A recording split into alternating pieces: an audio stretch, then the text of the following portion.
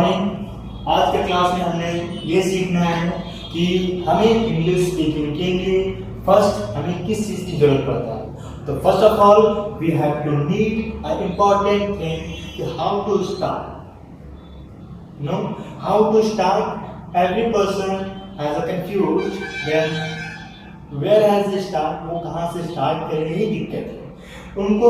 एक ही चीज़ का सॉल्यूशन दिया जा सकता है कि इंग्लिश अगर आपको स्पोकन सीखना है, आप कहीं भी इंग्लिश बोलना चाहते हैं, तो आप सबसे पहले इन सभी चीज़ों को एज अ बेसिक कॉन्सेप्ट के थ्रू आपको समझना जरूरी है। जैसे क्या है ये बेसिक कॉन्सेप्ट, ये क्यों जरूरी है, इन सभी चीज़ों के बारे में हम जानेंगे। फर्स्ट है ये हमारा जनरल इंग्लिश ग्रामर है, जिसमें हम बेसिक कॉन्सेप्ट को समझेंगे। अब समझेंगे कि what is basic concept of English grammar and how to this is helpful for us। First हमें जितना भी बेसिक कॉन्सेप्ट दिया है उसमें से सभी को समझते चलेंगे। जैसे क्या क्या दिया हुआ हम लोग देखते हैं। फर्स्ट है हमारे पास अल्फाबेट। हम लोग जानते हैं कि ए टू जेड को अल्फाबेट बोला गया है। तो अल्फाबेट आखिर क्या, तो जैसे काखा गा होते हैं उसी तरह से इंग्लिश में एबीसीडी होते हैं। तो एबीसीडी इज इक्वल टू हमारे ए टू जेड 26 लेटर जितना होता है वो सारे के सारे अल्फाबेट में आते हैं, जिसको हिंदी में वर्णमाला बोला जाता है। क्या बोला जाता है? वर्णमाला। इंग्लिश में अल्फाबेट, हिंदी में वर्णमाला। अब हम जानेंगे कि क्या आखिरकार अल्फाबेट क्या है, इससे क्या प्रभाव पड़ते हैं हमारे लाइफ में, इंग्लिश का कुछ डेवलपमेंट हो पाता है या नहीं हो पाता है, इन पर ध्यान देते हैं। फर्स्ट बोलता है कि what is alphabet, then we can define the complete set of letters in English language is called alphabet। जिसमें से हमारा ये सेट ऑफ लेटर्स का क्या होता है, एक सेट होता है जिसमें ए टू जेड टोटल आता है, उसी को तो बोला गया है set of letters that is called alphabet. जिसमें टोटल कितने लेटर्स हैं, तो टोटल कितने लेटर्स हैं, तो टोटल है 26 लेटर। ये हम लोग जानेंगे कि हमें कभी भी पूछा जाए ए टू जेड में कितने लेटर्स होते हैं, तो हमें तो डायरेक्ट नॉर्मल याद है कि 26 लेटर होते हैं, और इसी लेटर्स को क्या बोला गया है, तो अल्फाबेट बोला गया है। क्लियर। सेकंड पॉइंट आता है हमारा लेटर्स। आखिरकार लेटर्स तो पढ़ लिए, पहले तो अल्फाबेट पढ़ रहे थे, अब हमारा लेटर्स क्या है। हमें केवल बताना है कि लेटर्स को आप कैसे डिफिनेशन दे सकते हैं, कैसे डिफाइन कर सकते हैं, how to define letter means तो हम लोग जानेंगे ए टू जेड टोटल का टोटल हमारा था, तो हमारा लेटर्स है। अब हमारा जानेंगे क्या, there are 26 letter in English alphabet. हमने इतना जाना कि there are 26 letters in English alphabet. अब उसमें भी क्या है, कुछ कुछ कैटेगरी बांटा गया है, और कैटेगरी कैसे बांटा गया है, जिस प्रकार स्वर और व्यंजन होते हैं हिंदी में, उसी प्रकार इंग्लिश में होते हैं वोवेल और कॉन्सोनेंट। क्या होते हैं, वोवेल होते हैं और कॉन्सोनेंट होते हैं। अब हम जानेंगे कि वोवेल्स में क्या आते हैं, कॉन्सोनेंट में क्या आते हैं। वोवेल्स में आते हैं हमारे, और वोवेल्स में आते हैं हमारे ए, ई, आई, ओ और यू, ये हमारे आते हैं वोवेल्स में। अब ये वोवेल्स में क्यों आते हैं, क्योंकि इसका प्रोनाउंसिएशन हमारा किस प्रकार से होता है, आ का आवाज में होता है। किसमें आवाज आता है, आ का आवाज आता है। प्रोनाउंसिएशन में हमारा जो साउंड होता है वो क्या होता है, आ से रहता है। यह हमारा क्लियर हो गया। हमारा वोवेल्स कितने हैं टोटल, टोटल है 5। कॉन्सोनेंट कितने बचे, तो कॉन्सोनेंट बचे हमारे 21। अब हम बात करेंगे क्या, कि हमारे पास वोवेल्स 5, कॉन्सोनेंट 21। फिर भी इसमें एक डाउट आता है कि अगर जिस चीज का भी प्रोनाउंसिएशन आ और आ से निकल जाता है तो उसको हम लोग बोलते हैं वोवेल।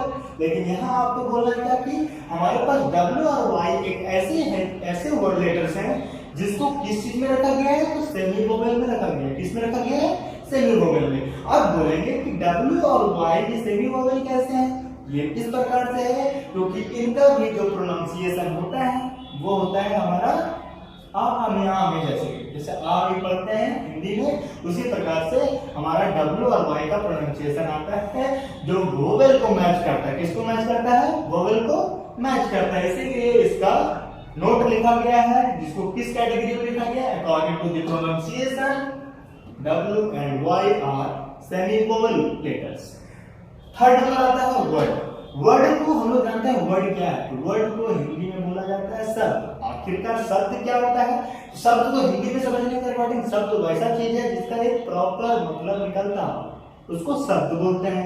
इसी प्रकार से आप वर्ड को कैसे डिफाइन कीजिएगा, तो बोलता है any meaningful combination of letters signifying an object, an action, or a modifying or a qualifying expression is called word। मतलब कि हम कभी भी कोई वर्ड को एक प्रॉपर वर्ड तब बोलते हैं जिससे एक प्रॉपर मतलब निकलता है।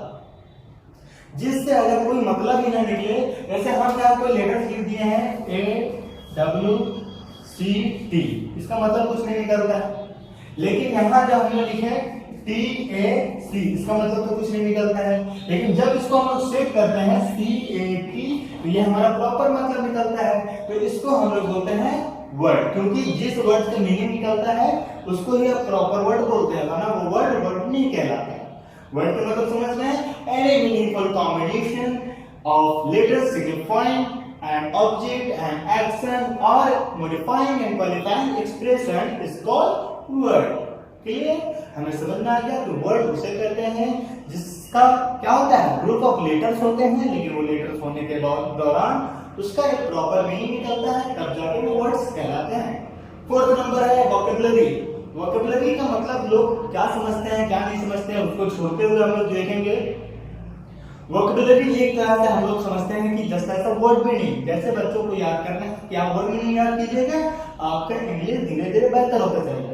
लेकिन उसी को एडवांस में वोकैबुलरी बोला जाता है। वोकैबुलरी का मतलब the stock of words in language is known as the vocabulary.